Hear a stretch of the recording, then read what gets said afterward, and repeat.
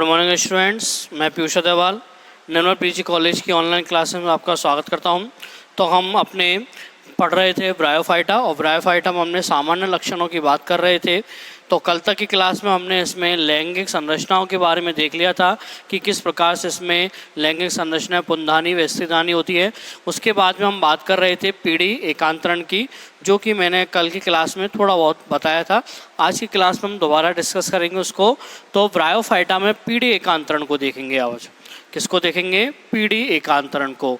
तो bryophytes plant में स्पष्ट पीढ़ी एकांतरण, और पीढ़ी एकांतरण को हम बोलते हैं alternation of generation. Alternation of generation, ठीक है। अब पीढ़ी एकांतरण क्या होता है कि एक अवस्था के बाद में दूसरी अवस्था आना, जो कि दोनों ही एक दूसरे से क्या होती हैं? भिन्न होती हैं। जैसे कि अपनी युग्मकोद्भिद के बाद में बीजाणुद्भिद और बीजाणुद्भिद के बाद में अपना युग्मकोद्भिद अवस्था आती है। तो इसमें क्या है? स्पष्ट पीढ़ी एकांतरण हमें देखने को मिलता है। और इसमें जो पीढ़ी एकांतरण होता है वह सबसे पहले तो अपना युग्मकोद्भिद होता है, क्योंकि जो ब्रायोफाइट्स प्लांट होते हैं उनका शरीर कैसा होता है? हमारा युग्मकोद्भिद, गैमीटोफाइट। कैसा होता है उनका शरीर? गैमीटोफाइटिक, अर्थात उनमें क्रोमोसोमों की संख्या कैसी होगी? एन होगी, हैप्लॉइड होगी। और दूसरी पीढ़ी आती है इनमें बीजाणुद्भिद पीढ़ी। कौन सी आती है? बीजाणुद्भिद पीढ़ी। और बीजाणुद्भिद को पीढ़ी को हम बोलते हैं स्पोरोफाइटिक। क्या बोलते हैं इसको? स्पोरोफाइटिक, ठीक है। तो सबसे पहले हम बात करेंगे यहाँ पर युग्मकोद्भिद पीढ़ी की, और देखेंगे कि किस प्रकार से युग्मकोद्भिद पीढ़ी इसमें उपस्थित होती है। तो युग्मकोद्भिद पीढ़ी में सबसे पहले हम देखते हैं कि यह ब्रायोफाइट्स प्लांट में मुख्य पीढ़ी के रूप में होती है। तो ये किस रूप में है? मुख्य पीढ़ी के रूप में, क्योंकि ब्रायोफाइट्स पादपों का जो शरीर होता है वो हमेशा कैसा होता है? युग्मकोद्भिद, गैमेटोफाइट होता है। तो उनमें पहले से ही पाई जाती है, इसलिए मुख्य पीढ़ी के रूप में उपस्थित होती है, ठीक है। उसके बाद में हम देखते हैं जो युग्मकोद्भिद पीढ़ी होती है उसमें गुणसूत्र या क्रोमोसोमों की संख्या, तो गुणसूत्रों की जो संख्या होती है उसमें हमेशा कैसी होती है? अगुणित होती है। कैसी होगी? अगुणित, अर्थात एन होगी। कैसी होगी? एन। गुणसूत्रों की संख्या यहाँ पर आधी पाई जाती है, अगुणित होती है। जो युग्मकोद्भिद पीढ़ी है यहाँ पर हमें क्या है? जो कैप्सूल्स के बाद में बीजाणु संरचना में अर्धसूत्री विभाजन होता है उससे यह उत्पन्न होती है। युग्मकोद्भिद पीढ़ी पर ही अपने पुंधानी व स्त्रीधानी विकसित होते हैं। तो यहाँ पर ही अपने जो पुंधानी है नर संरचना व स्त्रीधानी मादा संरचना, पुंधानी व स्त्रीधानी संरचना विकसित होती है। इसी पर ही हमें देखने को मिलेगी। ओके, तो ये हो गई हमारी युग्मकोद्भिद पीढ़ी। अब हम बात करते हैं अपने बीजाणुद्भिद पीढ़ी की। तो बीजाणुद्भिद पीढ़ी जो होती है यह इसमें मुख्य पीढ़ी के रूप में नहीं होती है। यह इसमें क्या है? उप पीढ़ी के रूप में होती है, अर्थात यह दूसरी पीढ़ी के रूप में हमें दिखाई देती है। तो इसमें हम लिखेंगे कि मुख्य पीढ़ी के रूप में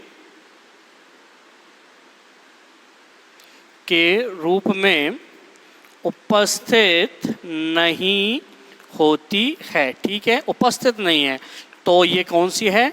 उप पीढ़ी के रूप में या उप अवस्था के रूप में, ठीक है। उप अवस्था के रूप में पाई जाती है। ओके, तो पहला पॉइंट तो ये हो गया।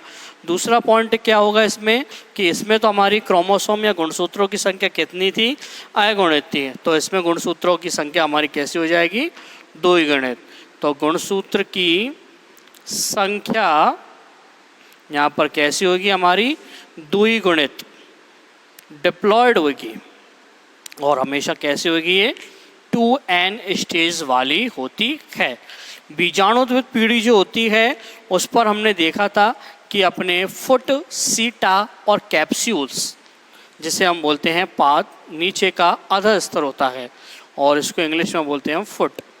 उसके बाद में ऊपर संरचना विकसित होती है, तो वो होती है हमारी सीटा और कैप्सूल संरचना। तो बीजाणुद्वित पीढ़ी पर अपनी फुट, सीटा व कैप्सूल संरचना उपस्थित होती है। ठीक है, तो ये हो गया। तो इसमें हमने देखा कि पुंधानी व स्त्रीधानी विकसित हो रहे हैं, इस पर हमारे फुट, सीटा व कैप्सूल निर्मित होता है। उसके बाद में हम देखते हैं कि कैप्सूल में बीजाणु का निर्माण होता है, और बीजाणु का निर्माण इनमें क्या है, अर्धसूत्री विभाजनों के द्वारा संपन्न होता है। तो अर्धसूत्री विभाजन होंगे अपने, और उनसे हमारा क्या है, यह बीजाणुओं का निर्माण यहाँ हमें देखने को मिलेगा।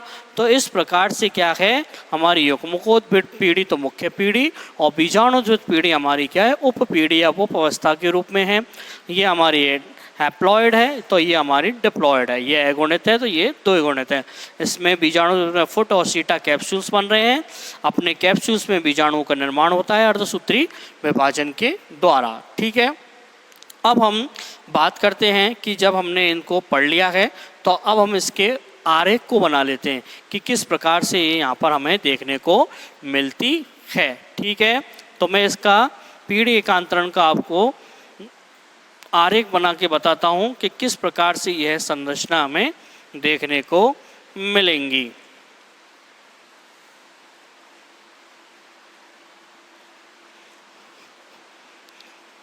तो सबसे पहले हम बात करते हैं अपने, कोई भी ब्रायोफाइटा का प्लांट है, तो ब्रायोफाइटा का जो प्लांट है वो कैसा है, हमारा युग्मकोद्भिद अवस्था में है। किस में है वो, युग्मकोद्भिद में है। तो यहाँ पर है अपना ब्रायोफाइटा पादप। ठीक है, और युग्मकोद्भिद है, अर्थात वो कैसा है, हमारा यहाँ पर एन है। कैसा है, एन है। अब युग्मकोद्भिद अवस्था पर अपन बोल रहे हैं कि नर भाग पुंधानी और मादा भाग स्त्रीधानी का यहाँ पर निर्माण होता है। तो यहाँ से विकसित होंगे अपने क्या, नर भाग पहले होगा, और नर भाग बनाएगा यहाँ पर अपने पुंधानी संरचना को। ठीक है, पुंधानी संरचना बना ली। इसी पर अपना उपस्थित है मादा, तो यहाँ पर अपन लिख देंगे मादा भाग, और मादा भाग बनाएगा यहाँ पर अपनी क्या, स्त्रीधानी। क्या बनाएगा ये, स्त्रीधानी। तो पुंधानी एंथेरिडियम और स्त्रीधानी आर्किगोनियम, दोनों हमारी संरचनाएं बन चुकी हैं। उसके बाद में हम देखते हैं कि पुंधानियों में अर्धसूत्री विभाजनों से हमारा समसूत्री विभाजनों के द्वारा हमारे यहाँ पुमाणुओं का निर्माण होता है। तो इनसे हमारे पुमाणु बनते हैं। अब तो पुमाणु संरचना बन चुकी है।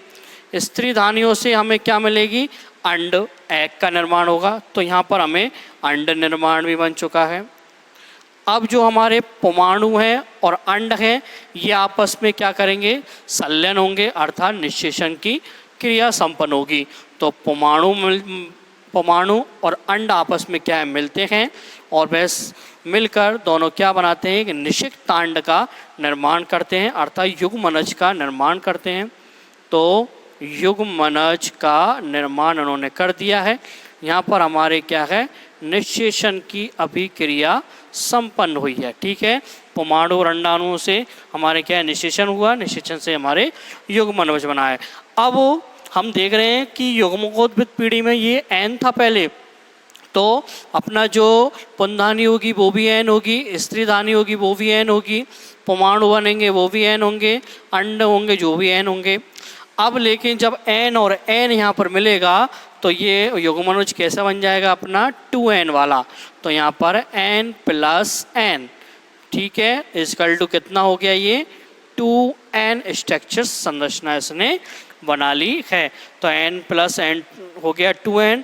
अब उसके बाद में हमारे क्या है, इस युग्मनज में अपने कई कैप्सूल्स फोटोसीटा विकसित हो चुके हैं और इनमें कैप्सूल्स पर हमारे बीजाणु मात्र कोशिकाएं आती हैं।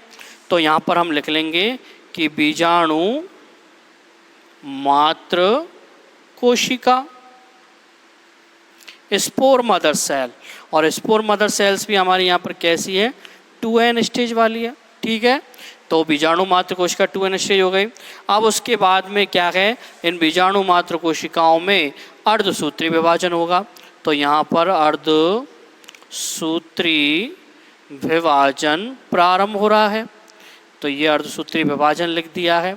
अर्धसूत्री विभाजनों से यहाँ पर क्या है, अपने बीजाणु का निर्माण हो रहा है। किसका निर्माण हो रहा है, यहाँ पर बीजाणु का निर्माण हो रहा है, स्पोर बन रहे हैं। अब आप देख रहे हो कि बीजाणु मात्र कोशिकाओं में कितने स्टेज है, ये 2n अर्धसूत्री विभाजन हुआ है, अर्थात न्यूनकारी विभाजन हुआ है। और अर्धसूत्री विभाजन में हमेशा गुणसूत्रों की संख्या कितनी होती है, आधी। तो अपने बीजाणु में गुणसूत्रों की संख्या हो जाएगी यहाँ आधी, तो n हो गया। और यह है बीजाणु आगे चलकर क्या है, अंकुरित होगा, जर्मिनेट होगा। तो ये आगे अंकुरण में चला गया, जर्मिनेट हो गया और जर्मिनेट होकर अपना क्या है, एक नया पादप बनाता है। तो ये अपना नया पादप वो वापस से ये आ चुका है। ठीक है, तो हमारी क्या है, युग्मकोद्भिद अवस्था जो मुख्य पीढ़ी थी उस पर हमारे पुंदानी और स्थितानी विकसित हुए, अपने पुमाणु और अंड विकसित हुए, युग्मनज बना अपना। युग्मनज से बाद में हमें बीजाणु मात्र कोशिका, अर्धसूत्री विभाजन से बीजाणु और अंकुरण हमारा बन चुका है। अब हम देखते हैं कि इस निषेचन से लेकर और इस बीजाणु मात्र कोशिकाओं में हमें 2n और 2n स्टेज मिल रही है। अर्थात ये कौन सी अवस्था है हमारी, ये बीजाणुद्भिद अवस्था। ये तो यहाँ पर लिख देंगे हम बीजाणुद्भिद अवस्था या पीढ़ी। तो ये तो हो गई हमारी बीजाणुद्भिद पीढ़ी या अवस्था। और जो हमारी ये बिल्कुल n है, ये n, ये n, ये n और ये भी n, तो ये हो गई हमारी युग्मकोद्भिद पीढ़ी। ठीक है, तो आपको समझ में आ गया होगा कि युग्मकोद्भिद पीढ़ी और बीजाणुद्भिद पीढ़ी अवस्था किस प्रकार से हमें यहाँ ब्रायोफाइटा में दिखाई देगी। तो ब्रायोफाइटा का जो पीढ़ी एकांतरण है, अर्थात इस अपना जीवन का जो इनमें निर्वाह है, वो इस प्रकार से हमें देखने को मिलता है। जो युग्मकोद्भिद पीढ़ी है मुख्य पादप में मुख्य रूप में पाई जाती है। अब आप देख रहे हो कि युग्मकोद्भिद अवस्था तो यहाँ पर हमें ब्रायोफाइटा में मुख्य अगुणित के रूप में मिल रही है और इसका जो आकार होता है यहाँ पर हमें थैलस के रूप में प्राप्त होता है। कैसा होता है इसका आकार, थैलस का होता है। और जो हमारे युग्मनज हैं जिस पर कि फुट और सीटा का अलग अलग निर्माण हुआ है, तो ये संरचना भी अलग है हमारी और ये संरचना भी अलग है। इसलिए ब्रायोफाइटा की जो पीढ़ी एकांतरण होता है वह विषम रूपी पीढ़ी एकांतरण होता है। कौन सा होता है ये, विषम रूपी पीढ़ी एकांतरण, अर्थात हेटेरोमॉर्फिक अल्टरनेशन ऑफ जनरेशन इसमें पाया जाता है। तो हम यहाँ पर लिख लेंगे कि ब्रायोफाइट्स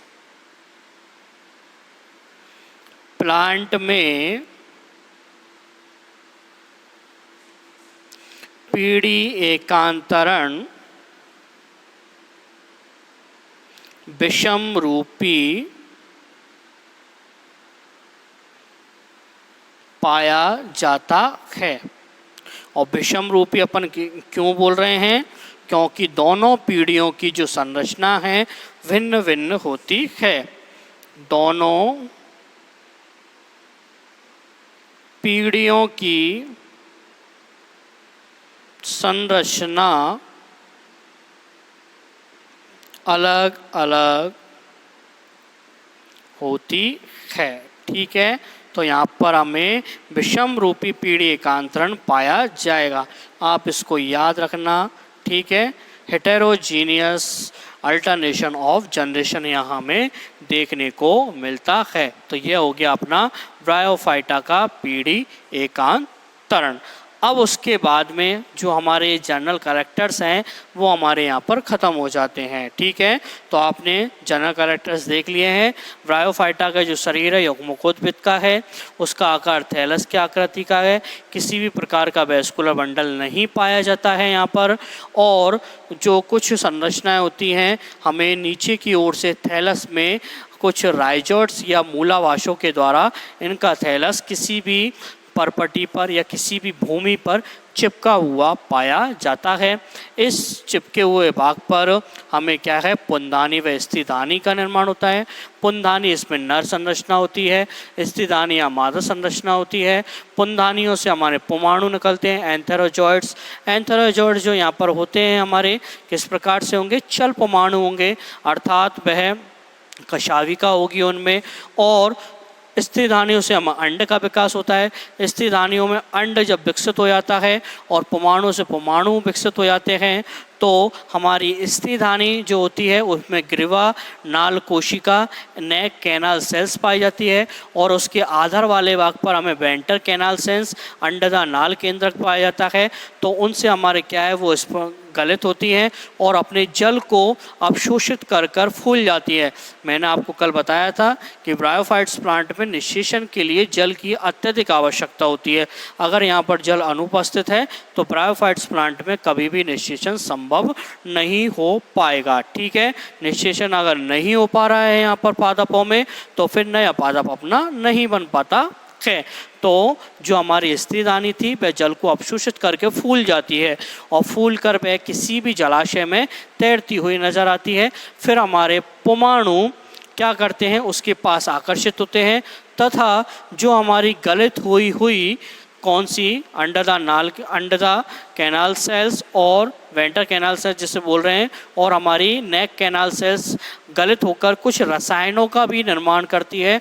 वह रसायन जलाशय में छोड़ दिए जाते हैं और वह रसायन जब जलाशय में छोड़ देंगे तो वह रसायन क्या करेगा, जो हमारे तैरते हुए पुमाणु हैं उनको आकर्षित कर लेती है और आकर्षित कर कर अपने अंदर पुमाणुओं को अंदर ले लेती है। फिर उसमें क्या है, निषेचन संभव हो जाता है। ठीक है, तो इस प्रकार से जो निषेचन होता है वह इसमें रसायनु चलन प्रवृत्ति का होता है, अर्थात किसी रसायनों के द्वारा ये संभव हुआ है क्योंकि स्त्रीदानियों के द्वारा विकटित होकर रसायनों को निकाला गया है और रसायनों को निकाल कर उनके द्वारा कुछ केमिकल प्रोसेस की गई है। तो मैंने कल आपको बताया था कि पोटेशियम इसमें मुख्य अवयव के रूप में होता है। पोटेशियम कैसा होता है, मुख्य अवयव के रूप में होता है। अगर हम पोटेशियम की मात्रा को इसमें रसायन में बिल्कुल ही कम कर दें, अगर एब्सेंट कर दें, तो हमारी जो केमिकल प्रोसेस होती है फर्टिलाइजेशन की या निषेचन की वह संभव नहीं हो पाती है, पूर्ण नहीं हो पाती है। तो आप हमेशा याद रखना कि ब्रायोफाइट्स प्लांट में जो केमिकल प्रोसेस है उसमें पोटेशियम नेसेसरी है, आवश्यक रूप में पाया जाने वाला तत्व है, आवश्यक रूप से उपस्थित तत्व के रूप में हमें देखने को मिलता है। और ये पोटेशियम जब होता है तो ये पुमाणु को आकर्षित कर लेता है।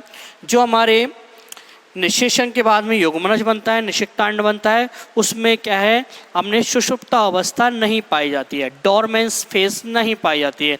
अब आप सोचोगे कि डोरमेंस फेज या सुषुप्त अवस्था क्या होती है, तो सुषुप्त अवस्था या डोरमेंस फेज वह अवस्था होती है, सुषुप्त अवस्था जिसको हम बोलते हैं डोरमेंसी फेज या डोरमेंस फेज। तो डोरमेंस फेज या सुषुप्त अवस्था क्या है कि वह अवस्था जिसमें युग्मनज बनने के बाद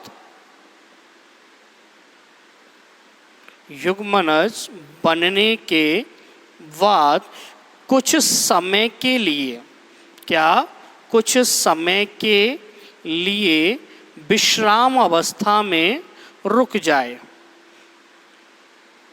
विश्राम अवस्था में रुक जाए, उसे बोलते हैं हम सुषुप्ता अवस्था। ठीक है, तो अर्थात सुषुप्त हो गया तो अपना जो युग्मनज बनता है वह क्या है, कुछ विश्राम करने के लिए अगर रुका तो वह होती है अपनी सुषुप्ता अवस्था। ब्रायोफाइट्स प्लांट में सुषुप्ता अवस्था नहीं पाई जाती है, अर्थात इसका युग्मनज बनेगा तो यह हमेशा आराम नहीं करेगा, विश्राम नहीं करेगा, तुरंत अपनी संरचनाओं का निर्माण करेगा। तो युग्मनज पर हमने देखा था कि पाद, सीटा और कैप्सूल्स का निर्माण होता है। फुट, सीटा व कैप्सूल्स बनते हैं।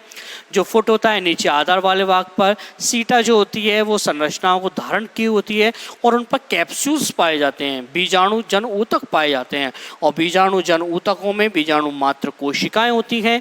बीजाणु मात्र कोशिकाओं में अर्धसूत्री विभाजन के द्वारा हमारे बीजाणु बनते हैं और बीजाणु बनकर वे अंकुरित होकर एक नए पादप का निर्माण करेंगे, एक नए युग्मकोद्भिद का निर्माण कर देते हैं।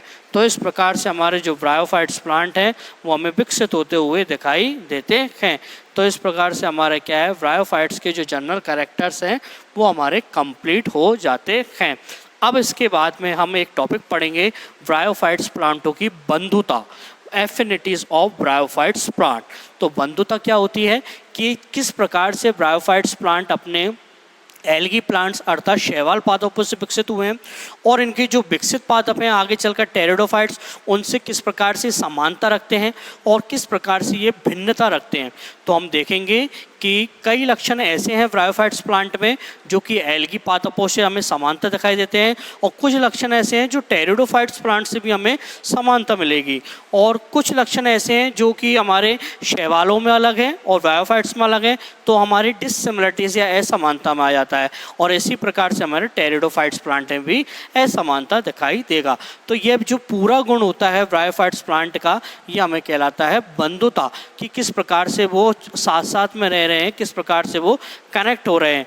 तो ये टॉपिक कहलाता है हमारा ब्रायोफाइट्स की बंधुता, एफिनिटीज ऑफ ब्रायोफाइट्स प्लांट। तो इस टॉपिक के बारे में हम कल डिस्कस करेंगे और उसमें देखेंगे कि ब्रायोफाइट्स प्लांट में शैवालों से टेरिडोफाइट्स से समानता और असमानता किस प्रकार से होती है। तो आप साथ साथ में इनके जनरल कैरेक्टर्स को याद भी करते रहना।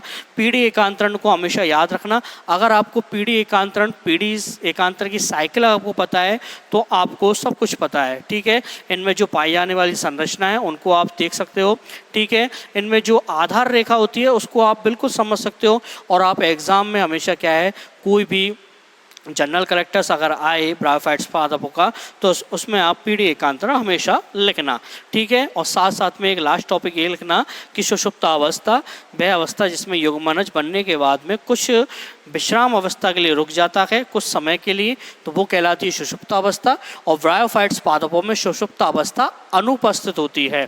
मैं आपको लिख देता हूँ एक बार कि ब्रायोफाइट्स पादपों में सुषुप्ता अवस्था